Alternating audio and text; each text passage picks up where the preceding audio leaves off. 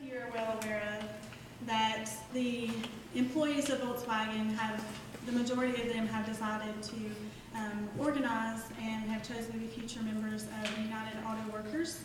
And there's been a lot of outside corporate money come in to attack their right to organize. And Mike Elk, within these times, has done some great investigative journalism on that situation, and we're really pleased to have him here tonight. Mike is a Pittsburgh native, and like I said, he's a journalist within these times. His investigative work has been cited on the front page of New York Times and debated by Whoopi Goldberg and Barbara Walters on The View. And my mother relentlessly watches that. He's also been featured on Democracy Now! And in The Nation. He's a regular contributor to MSNBC. He's won a Sydney Award for his coverage on how corporations crafted legislation to exempt prison labor from U.S. minimum wage laws. So if you guys would all please give a big warm round of applause for Mike Elk and Sean Weaver.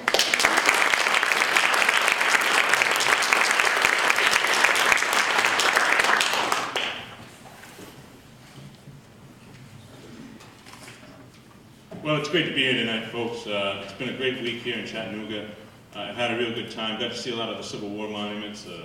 Pretty incredible. You know, being from the North, I haven't really been to any Civil War battlefields before, so it was quite amazing, and the tough fights that went on here then, and how they've been echoed by some of the anti-union forces now and some of their rhetoric. I'm going to start off tonight on a bit of a personal note. A good friend of mine, Mark Haller, died on Saturday. I'm skipping his funeral tonight to be here. Mark was a union man. He was a locomotive factory worker at a General Electric locomotive factory in Erie, Pennsylvania. He died of a heart attack suddenly at the age of 54. He lived all of his life as a union man, and he fought hard, and he was proud of it. And when he died, the outpouring of support that I've seen over the last week from the people I knew that grew up around him that were involved in the union with him was tremendous. And in many ways, it represents what a union is. The idea that we're no longer alone in this world and that we have to suffer what comes to us, but that we have a sense of dignity and a sense of an ability to move ourselves forward. You know, there's something else. I was getting ready tonight, and I was thinking about Mark last night. I was writing his obituary.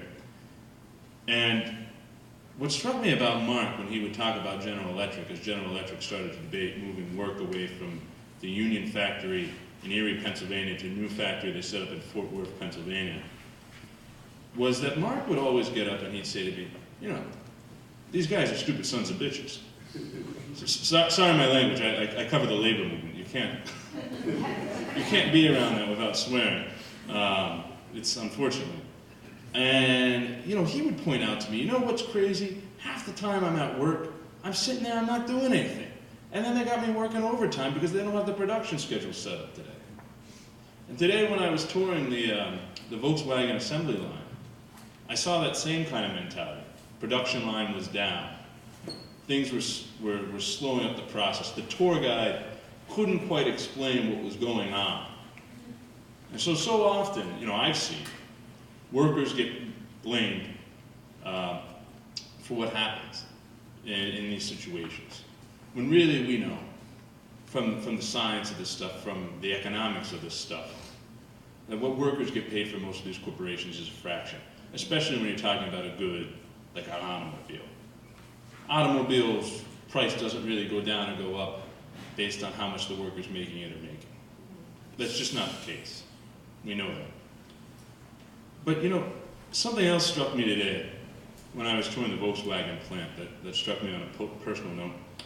My own mother worked on a Volkswagen assembly line in Westmoreland County, Pennsylvania, which I'm sure some of the anti-union forces come down and told you a lot about. And I'm sure they've spread a lot of mistruth about that event, which we could get into a longer discussion if we do in the Q&A, but it wasn't the union's fault. I lived through it. I remember it. It was a painful experience for me. It was a painful experience for a lot of people. And part of what drew me to this story was the own pain that my mother went through when that plant closed. But what shocked me in covering this story is that when that plant closed in 1988 in Westmoreland County, Pennsylvania, my mother was a member of the United Auto Workers. My mother was making $14 an hour.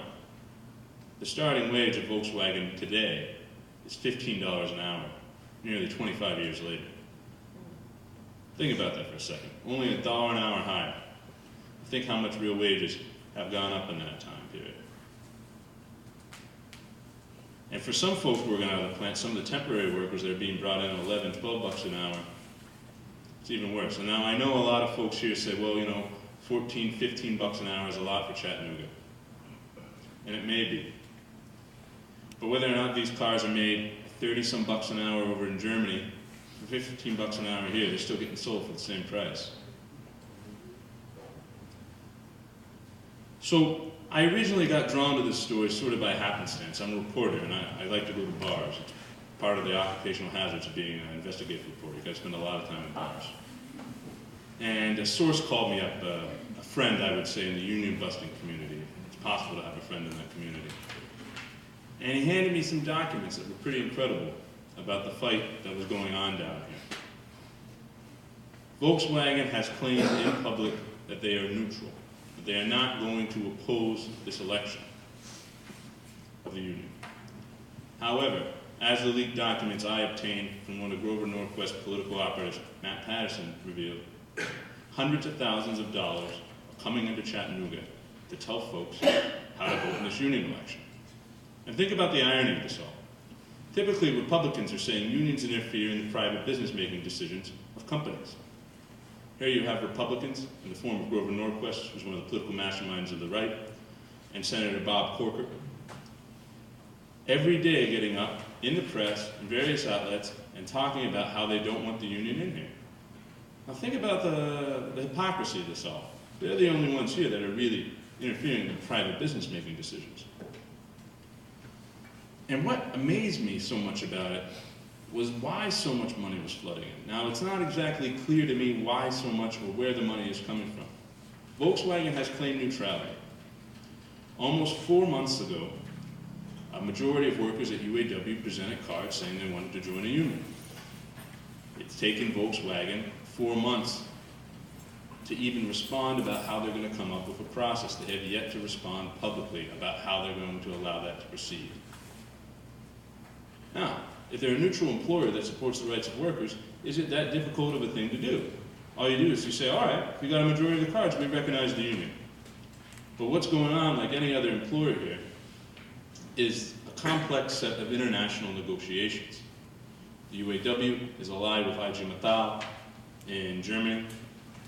IG Metall has a lot of power.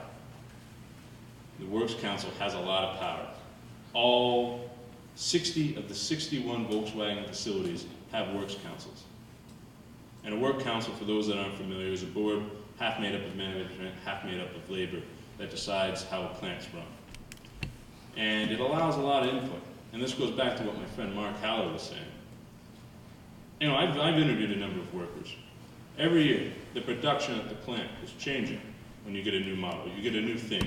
You got to move the cruise control because J.D. Power doesn't like where the cruise control is, and they say that it makes the car not something that customers like. Although I don't really get that. I've never used the cruise control once. But I digress. So every year, you're changing the product. And the way Volkswagen primarily gets feedback is they do a twice-a-year survey. Sometimes they go around and talk to folks. And I went out to the plant, and they do this big thing about, we're teams, and we got the different colored hats, for different positions in the plant, team leader, et cetera. And the CEO of the plant has a meeting on the floor with the managers in plain view of all the workers every day. And you see production goals posted on these electronic billboards throughout the plant. And you see testimonials from workers talking about how much they love it, working there on the plant. This whole idea that they are a team. But if they are a team, why is it taking Volkswagen 4 months to agree to it? Agree to a simple process of saying, all right, you got a majority of workers there. That's because there's a complex set of negotiations going on behind closed doors. Volkswagen isn't allowing this union in out of benevolence of their heart because they're pro-union. They're allowing the union in and not opposing it directly, or at least publicly, because they're held over the barrel by a German set of unions that are very powerful, and they can't oppose them. And it's not worth the cost of trying to oppose them in this situation. So what they're doing is negotiating with IG Metall. They're negotiating with the UAW over how all of this process is going to work and what Volkswagen is going to get out of it. With the primary negotiations going on with IG Metall in Germany, since they have a lot more on the bargaining table. And there's a new president of that union now, who just came in mid last month. So that's holding it up. But in the meanwhile, it's not entirely clear to me that Volkswagen isn't funding a behind-the-doors anti-union campaign here. I've already done 2 stories that have exposed financial connections between Volkswagen and the forces opposing the UAW here. The first one was this guy named Matt Patterson, whoever this union buster is that they sent in, that was so stupid that other union busters decided to publicly talk shit on how bad his union busting capabilities were in a story. I mean, no, folks, let's be honest. I'm sympathetic to union busters. If you're going to be a conservative political operative, you want to work on, campaigns. You want to work on foreign policy. Labor movement's dying. Who wants to be assigned to the labor beat? Just the dumbest of the dumbest. The boss has all the power in this country. It doesn't take much to beat workers if you can fire them without penalty, as so many can. And this is a situation where when the employer is not directly opposing, you have a much better chance of getting in. Statistics show that when the employer opposes, union wins only 46% of the time. And that's because 1 out of every 3 union campaigns, a worker gets fired. In 90% of union campaigns, there's a one-on-one meeting between a supervisor and a worker in which a worker feels quite intimidated when his boss starts asking him about how many days he's been absent from work. And, oh, by the way, how do you feel about that union? Whereas when the employer doesn't oppose, 78% of the time, the union wins. Now that's a situation technically you're in here now. It's still up in the air if the UAW can win that. They haven't gotten across the finish line yet. Things are looking optimistic. The UAW feels optimistic. But Volkswagen, the typical tactic of union busters that they do all the time, and I've seen it in every campaign, is run out the clock. If folks are going to do something risky like organize a union, go down to a union hall after work, come to events like Byron is doing, speak out, that's a great deal of time. That's a great deal of time that they're not getting paid for. It's a great deal of risk. It's a great deal of stress. It's a great deal of making enemies, too. As many workers have told me, neighbors and friends have come up and complained to them about the situation. So what Volkswagen is doing by not agreeing is allowing a time window to open in which folks can be intimidated to change their votes. And now Volkswagen has been linked to 2 of these companies doing it. They've given $5,000 to this group called the Competitive Enterprise Institute, which Matt Patterson worked for, and he claimed over the summer he only had a budget of $4,000. Now I talked to Volkswagen, and Volkswagen told me that they weren't giving the money to the Competitive Enterprise Institute for his anti-UAW work. That was just a coincidence.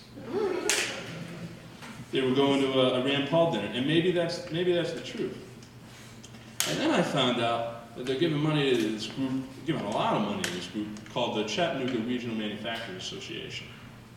And the Chattanooga Regional Manufacturers Association, one of the things they advertise to their members is a thing called union avoidance seminars. And there's this whole industry that many in the union industry know about called union avoidance seminars.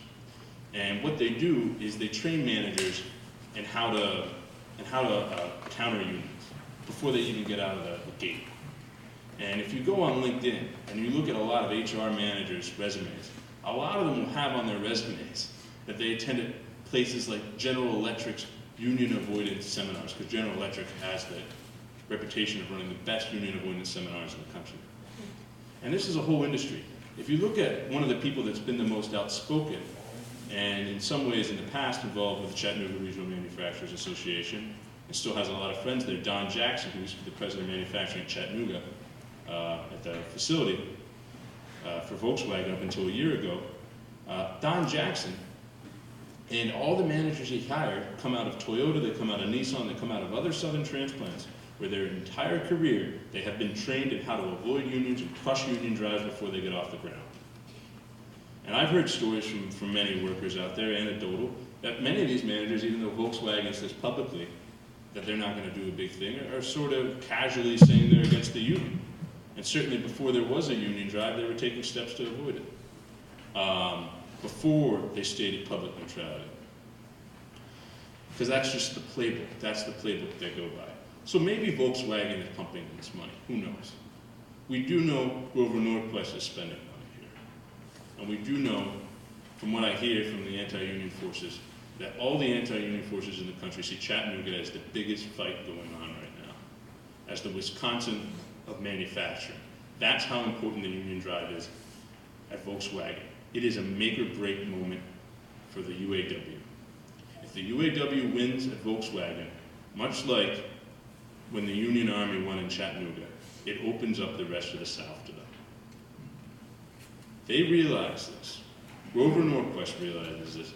Bob Corker realizes this. And they don't want that to happen, as Michael's fond of saying. The biggest threat they see is the threat of a good example. Say 2,000 folks out there get a union. Wages go up from 15 bucks an hour to 18 bucks an hour. Pretty soon, other places that are non-union in town are going to have to compete with that, have to raise their wages.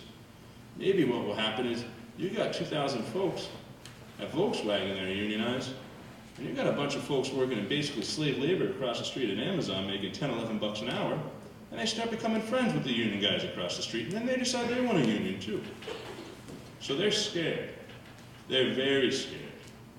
And they're willing to do anything to stop this. It's unclear who's doing it, and that's important. I'm not saying it's necessarily Volkswagen, but Volkswagen has been linked to several of the key players. And Volkswagen has not exactly been operating in good faith, to say the least. So it's not clear who's doing it, but it is clear why the general anti-union forces want it out. And so that's my presentation. And I want to open up to questions. I'm a reporter. I hate talking. I do it on television for a living, but I hate it. So I want to hear what folks have to say. Let's have a fun Q&A here. Let's talk. I want to hear about what's going on.